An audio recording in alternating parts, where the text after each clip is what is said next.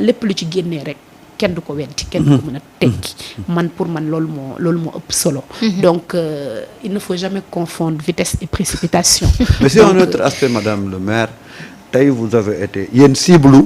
benn ci opposition bi ak waa société civile ngeen ñu xëy attaqué leen ci lu jëm ci wàllu amnistie bi ñu ne amnistie partielle ngeen bëgg a teg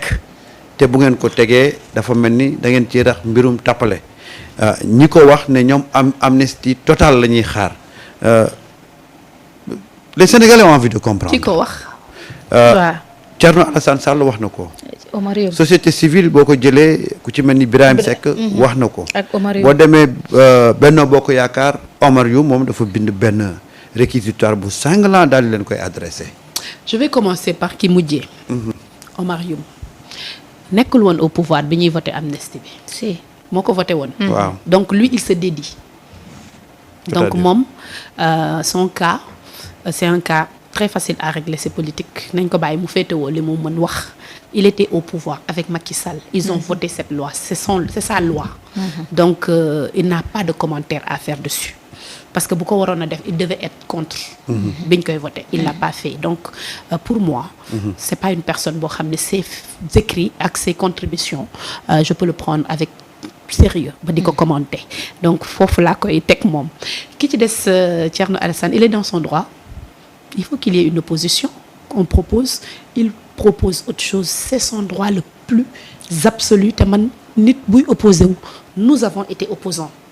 et le propre d'une démocratie qui marche mooy ñiy wax ñeneen ne ñoom li la ñu xalaatee c'est constructif ku ci nekk teg nga sa ay arguments maintenant aujourd'hui nu mu tudd Birahim Seck et lui bi ñuy voté loi bi ñoom aussi ils étaient là ferveur ak contribution yi ñu def tey je l'aurais attendu ba ñu voté loi bi avec Aïssata Tall Sall ça n'a pas été le cas Thierno Alassane s'est tu période boobu rigueur ak énergie bi muy def tey waroon na ko def jour boobu période boobu ci jamono jooju si la doon gën a safe parce que bu boobaa dinañ xam ne il est fondamentalement contre ça n'a pas été le cas donc à un moment qui se taise à jamais jour boobu la ñu waroon wax ci boolu reer kaay ba ca ba mu safee foofu lañ koy waxee leneen li ñu wax lu ñu gëm la te lu ñu mën a comprendre la aujourd'hui cette amnistie pour nous doit en majorité et essentiellement viser les faits les crimes de sang parce que tey jii c'est des crimes yoo xam ne mënuñu ko jàllale en perte et profit mënul nekk même le droit international nanguwu ko tey on a tué des gens tey il y a des choses qui se sont passées il y a eu des meurtres il y a eu des gens qui ont tiré à bout portant ci ay Sénégalais pour man c'est là-bas où se trouve aujourd'hui principalement le problème que nous devons régler et nous sommes droit dans nos bottes et nous visons ces actes de barbarie qui ont eu lieu ce sont ces faits-là qui aujourd'hui méritent qu'on s'y attarde pour que ñi nga xam ne seen ay doom dañ leen faat ñu mën a am une paix ñu def seen deuil et donc pour man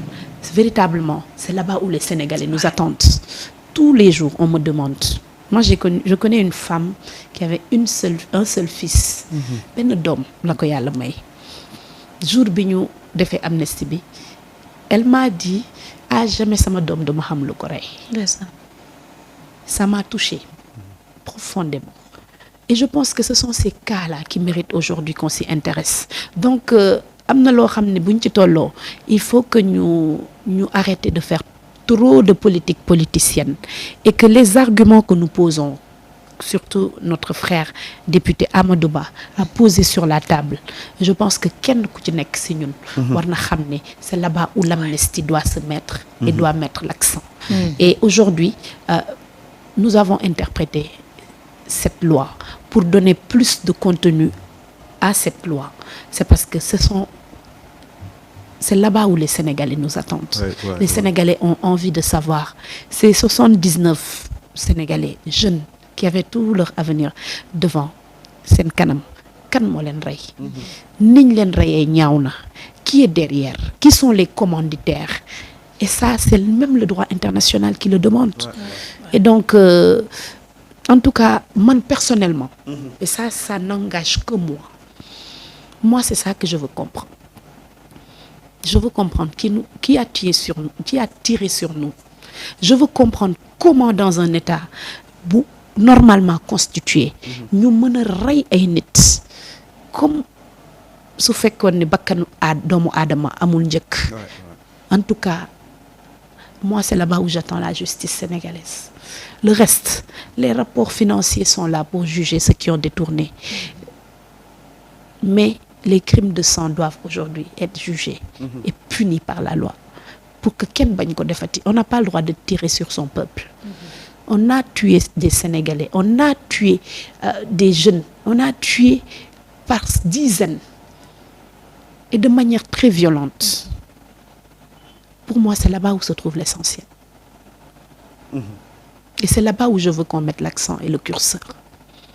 Et ça n'engage que moi.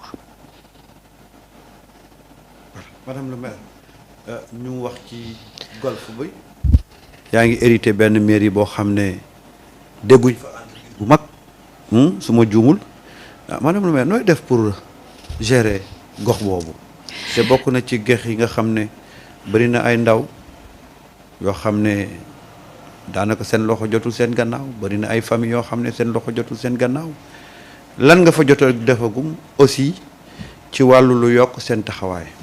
Je n'ai pas hérité d'une administration municipale. Ça, je le dis, parce que j'ai hérité en fait d'une mairie boo xam ne c'était un lambeau. Ouais. D'ailleurs, le rapport de la Cour des comptes m'a conforté ci loolu. Que ni il y avait tout sauf une administration. Il y avait tout sauf une gestion municipale. Il y avait tout sauf ay prévisions de développement territorial. loo bëgg a wax foofu maire faram fàcce ko ñu comprendre. maanaam waaw wax nañ dëgg. dama egsi si mairie boo xam ne su ma xoolee liñ ma jox. moo xam ci charge yi nga am employé 200. nga am budget bu ndaw. Pour 120 000 habitants, nga am un budget d'1 milliard 200. nga xam ne tuuti na trop. boo jëlee li ngay fay ci salaire fonctionnement nga nekk à plus de 800 et quelques millions par an néew na trop li ciy des pour nga investir. nga hérité commune boo xam ne amul sax plan de développement maanaam boo bëggee defar commune da ngay ne kat commune bi fii laa ko fekk. secteur yii laa fi fekk. bu ci nekk lii laa ciy def loolu mooy plan de développement fekkuma ko fa bi ma duggee ci école yi ndeysaan am na école boo xam ne fa dugg rek génn parce que je me suis dit fii man yéenewuma sama doom jàng fi donc duma ko bàyyi nii. école yëpp nag tey boo demee ci sama poste de santé yi ma hérité. Tout était à faire, c'est-à-dire que dama hérité benn commune boo xam ne et au-delà du foncier qui a été bradé. Personnel boo xam ne depuis 2022 2 mois après ñu egsi à la mairie dañu nekk en grève ça fait 3 ans que les collectivités nekk en grève ñetti at lu musul am ci histoire grève Sénégal ak ay àddina bi ñetti at ce qui fait que tey loolu problème bu mag la ndax ñi war a liggéey bu ñu liggéeyul day metti trop mais kenn mësuñu dégg nag ndax ñu ngi góorgóorlu kon boo yegsee nga gis ni lépp dañ ko war a def yow li ngay jëkk a def mooy lan mooy say urgence li nga xam ne mënut a xaar li olof njaay naan li ne këtt ne jonn il faut nga régler ko il faut nga def ci mënoo am choix solution lañ la ci laaj muy école yi on a fait ça on a réparé les écoles on a construit une nouvelle école flambant neuve bi ma yegsee si commune bi fi ngeen nekk bu ma doon def sama campagne commune bi yëpp a lëndëmoon lampe moom bokkul woon ci li nga xam ne mënoon nañ ko citer en référence commune yi ñu def diagnostic on avait gap maanaam plus de 5200 lampadaires la ñu soxla ci commune bi en besoin mënoo ko def benn yoon da ngay obligé pàccal ko ñun ñu ne dañ koy def si ñetti at commencé bi ñu ko commencé ba léegi tey mën naa ne def nañ ci au moins 2000 lampadaires mu dese ñu 3000 et quelques am na lu ñu ciy nar a defaat ren loo xam ne dinañu permettre ñu egg au moins 3000 lampadaires parce que chaque at rek da ngay jukki doo motal lépp ci benn coup bi ñu ñëwee tey ñu dem ci poste de santé yi damay jël par exemple unité 4 bi nga xam ne mu ngi ci seen wet maternité bi nit ñi bu ñu daan accoucher dañuy dem Maam Abdou wala ñu dem fële na le Nabil Choucair parce que lan maternité bi fonctionné wul ndax amul équipement ñu ne lii kat mënul xaar dafa ne këtt ne jonn il faut ñu defar ko bi ñu xoolee ñu ne ñu sage-femme bi tamit dëkku fi lu tax parce que amul logement ñu ne lii kat mënul xaar il faut que ñu defar ko maa ngi ci urgence yi de nga dem fit micc même chose ñu ne la équipé il faut nga def ko logement bi il faut nga defar ko pour sage-femme bi ñëw jóge naa ci école dem naa ci santé dem naa ci éclairage nga pare tase ak nit yi ñu ne la il faut nga def pavage lu am solo la wante souvent dama leen di poser ñaari question ma ni leen dëgg la lu ñu war a def la te ñu ngi ci commencé nag def nañ ci ñu ngi commencé defar ay kilomètres déjà côté mairie bi defar nañ ko unité 2 ñu ngi koy defar am na unité 4 lu ñu fa def